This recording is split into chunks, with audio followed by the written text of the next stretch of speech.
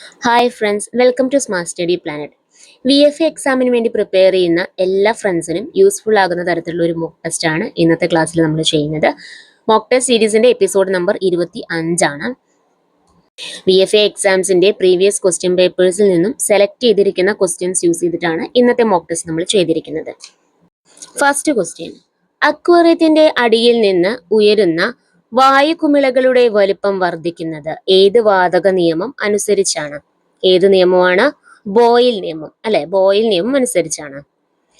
അടുത്ത ക്വസ്റ്റ്യൻ: പത്രപ്രവർത്തനത്തിന്റെ പുരോഗതിക്ക് വേണ്ടി സ്ഥാപിച്ച കേരള പ്രസ് അക്കാദമിയുടെ ആസ്ഥാനം എവിടെയാണ്? കാക്കനാടാണ്. കാക്കനാട്. നെക്സ്റ്റ് ക്വസ്റ്റ്യൻ: മികച്ച സിനിമാ നടനുള്ള ദേശീയ അവാർഡ് ലഭിച്ച ആദ്യ മലയാള നടൻ ആരാണ്? PJ ആന്റണിക്കാണ് മികച്ച സിനിമാ നടനുള്ള ദേശീയ അവാർഡ് ആദ്യമായി ലഭിച്ചത്. താഴെ കൊടുത്ത പ്രസ്താവനയിൽ ശരിയായത് ഏതൊക്കെ? ശരിയായ പ്രസ്താവന: മൈമൂന എന്ന കഥാപാത്രത്തെ സൃഷ്ടിച്ചത് OV വിജയനാണ്. ശരിയാണ്. സ്മാരകശിലകൾ എന്ന നോവലിലെ കഥാപാത്രമാണ് മൈമൂന. തെറ്റാണ്. ഖസാക്കിന്റെ ഇതിഹാസത്തിലെ ഒരു കഥാപാത്രമാണ് മൈമൂന. പുനത്തിൽ കുഞ്ഞബ്ദുള്ള സൃഷ്ടിച്ചിട്ടുള്ള കഥാപാത്രമാണ് മൈമൂന. ഈ പ്രസ്താവനയും തെറ്റാണ്. മൈമൂന എന്ന കഥാപാത്രത്തെ സൃഷ്ടിച്ചത് OV വിജയനാണ്. അപ്പൊ ഇതിൽ ശരിയായത് 1 മാത്രമാണ്. നെക്സ്റ്റ് ക്വസ്റ്റ്യൻ: 2023 കേന്ദ്ര സാഹിത്യ അക്കാദമി അവാർഡ് നേടിയ മലയാളത്തിന്റെ ദേശകാലങ്ങൾ എന്ന സാഹിത്യ പഠനം എഴുതിയത് ആരാണ്? EV രാമകൃഷ്ണന്റെയാണ് മലയാളത്തിന്റെ ദേശകാലങ്ങൾ എന്ന സാഹിത്യ പഠനം.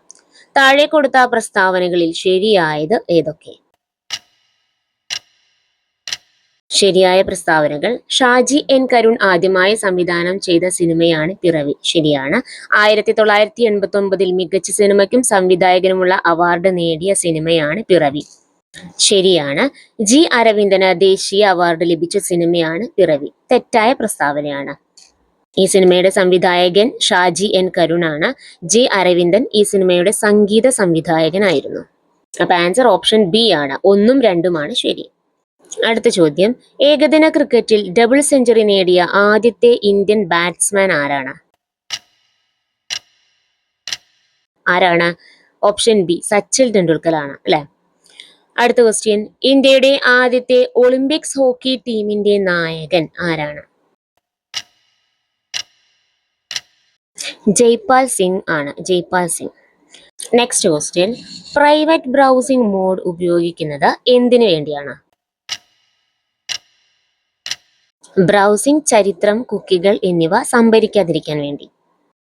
അടുത്ത ചോദ്യം: HTML ഒരു ചിത്രത്തെ പ്രദർശിപ്പിക്കാൻ ഉപയോഗിക്കുന്ന ടാഗ് ഏതാണ്? IMG എന്ന ടാഗ് ആണ് ഉപയോഗിക്കുന്നത്. ഒരു LAN ഇന്റർനെറ്റുമായി ബന്ധിപ്പിക്കാൻ ഉപയോഗിക്കുന്ന ഉപകരണം ഏതാണ്?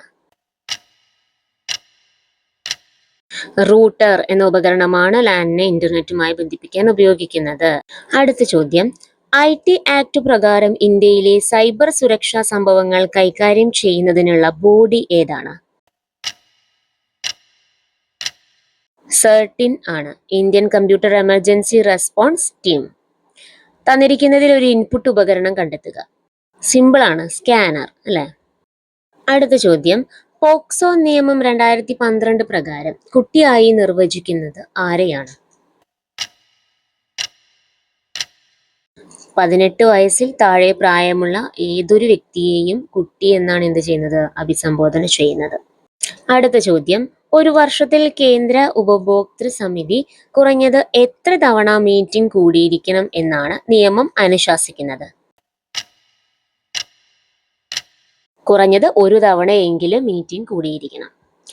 ദേശീയ സംസ്ഥാനങ്ങളിലെ മുഖ്യ വിവരാവകാശ കമ്മീഷണർമാരുടെ കാലാവധി എത്ര? തന്നിരിക്കുന്ന ഓപ്ഷൻസ് അനുസരിച്ച് 3 വർഷമാണ് ശരിയായ ഉത്തരം. യഥാർത്ഥത്തിൽ 3 വർഷം അല്ലെങ്കിൽ 65 വയസ്സ്, ഇതിലേതാണോ ആദ്യം വരുന്നത് അതാണ് കാലാവധി എന്നാണ് പറയുന്നത്. അടുത്ത ചോദ്യം: ദേശീയ വനിതാ കമ്മീഷന്റെ ആദ്യത്തെ അധ്യക്ഷ ആരാണ്? ജയന്തി പട്നായിക് ആണ്. ജയന്തി പട്നായിക്. ഗാർഹിക പീഡന നിരോധന നിയമം 2025 പ്രകാരം താഴെ പറയുന്ന പ്രസ്താവനകളിൽ ശരിയല്ലാത്തത് ഏതാണ്? പ്രസ്താവനകൾ നോക്കാം. പ്രൊട്ടക്ഷൻ ഓഫീസർമാരും സർവീസ് പ്രൊവൈഡേഴ്സും പബ്ലിക് സർവൻസ് ആയിരിക്കും. ശരിയാണ്.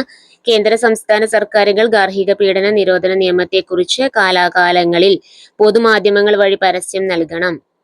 ശരിയാണ്. ഗാർഹിക അതിക്രമത്തിന് ഇരയായവർക്ക് സൗജന്യ നിയമസഹായം ലഭ്യമാക്കുന്നതാണ്. ശരിയാണ്. ഗാർഹിക പീഡനത്തിന് ഇരയായവർക്ക് പങ്കാളിയായി താമസിച്ച വീട്ടിൽ താമസിക്കുവാനുള്ള അവകാശം ഉണ്ടായിരിക്കുന്നതല്ല. ഇതാണ് തെറ്റായ പ്രസ്താവന. അടുത്ത ചോദ്യം. ദേശീയ ന്യൂനപക്ഷ കമ്മീഷനിൽ ചെയർപേഴ്സണെ കൂടാതെ എത്ര അംഗങ്ങളുണ്ട്? ചെയർപേഴ്സണെ കൂടാതെ 6 അംഗങ്ങൾ ഉണ്ടായിരിക്കും. അടുത്ത ചോദ്യം.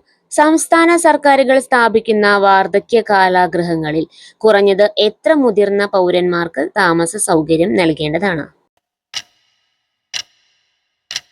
കുറഞ്ഞത് 150 മുതിർന്ന പൗരന്മാർക്ക് താമസ സൗകര്യം നൽകേണ്ടതാണ്.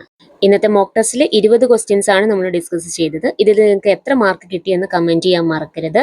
ഇതിനു മുൻപ് നടത്തിയ മോക്ക് ടെസ്റ്റുകൾ അറ്റൻഡ് ചെയ്യുന്നതിന് വേണ്ടി നമ്മുടെ ചാനലിൽ PYQ മോക്ക് ടെസ്റ്റ് സീരീസ് എന്നൊരു പ്ലേലിസ്റ്റ് ക്രിയേറ്റ് ചെയ്തിട്ടുണ്ട്. അതിൽ എല്ലാ മോക്ക് ടെസ്റ്റുകളും അവൈലബിൾ ആണ്. സോ നിങ്ങൾ നിങ്ങളെ തന്നെ ടെസ്റ്റ് ചെയ്യാം. അപ്പോൾ നെക്സ്റ്റ് എപ്പിസോഡിൽ മീറ്റ് ചെയ്യാം. താങ്ക്